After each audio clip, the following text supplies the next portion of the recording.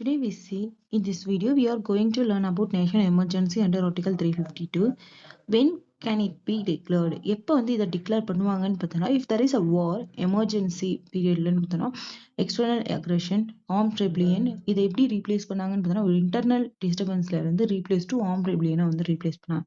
இப்போ எப்படி டிக்ளேர் பண்ணுவாங்க, யாரு டிக்ளேர் பண்ணுவாங்கன்னு பார்த்தோன்னா பிரசிடென்ட் ஆஃப் இந்தியா தான் டிக்ளேர் பண்ணுவாங்க. கேபினெட்டோட ரிட்டன் அட்வைஸோட அதை பேஸ் பண்ணி தான் இவங்க டிக்ளேர் பண்ணுவாங்க. Next parliamentary approval must approve within 1 effects. Central gets full control over states. ஸ்டேட்ஸுக்கு இடையிலன்னு பார்த்தோம்னா ஃபுல் கண்ட்ரோல் சென்டருக்கு கொடுத்துருப்பாங்க. Article 19 automatically suspended only during war or external aggression.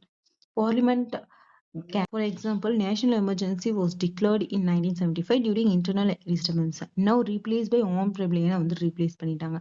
Finally, we discuss Article 352 grounds and effects of national emergency. Thank you for all my news.